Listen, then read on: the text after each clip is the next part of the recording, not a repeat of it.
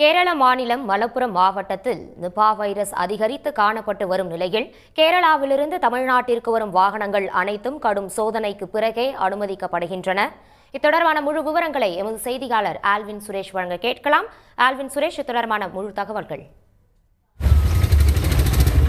கேரள மாநிலம் வயநாடு மாவட்டம் மற்றும் மலப்புரம் மாவட்டங்களில் நிபா வைரஸினுடைய தாக்கம் அதிகரித்து காணப்பட்டு வருகிறது. இந்த நிலையில் ஒரு சிறுவன் மலப்புரம் மாவட்டத்தில் உயிரிழந்த நிலையில் தற்பொழுது அந்த கேரள மாநிலத்தில் பல்வேறு கட்டுப்பாடுகள் கொண்டு வரப்பட்டுள்ளன. அனைவரும் முகக்கவசங்கள் அணிந்து வெளியே செல்ல வேண்டும் போன்ற இதை கொண்டு வந்துள்ளனர். அது மட்டும் இல்லாமல் தமிழக கேரளா எல்லை பகுதிகளில் தற்பொழுது கீழ்நாடுகாணி சோதனை சாவடிகளில் வாகனங்கள் கேரளாவிலிருந்து தமிழகத்திற்கு வரக்கூடிய வாகனங்கள் அனைத்தும் தீவிரமாகவே பரிசோதனை செய்யப்படுகிறது.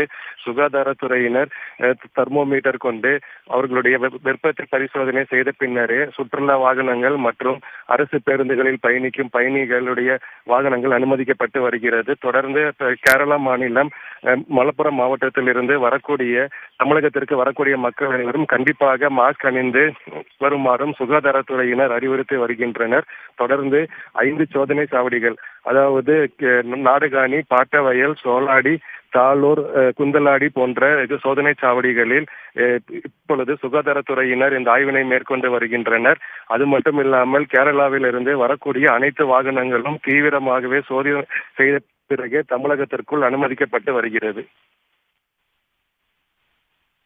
தகவல்களுக்கு நன்றி ஆல்வின் சுரேஷ்.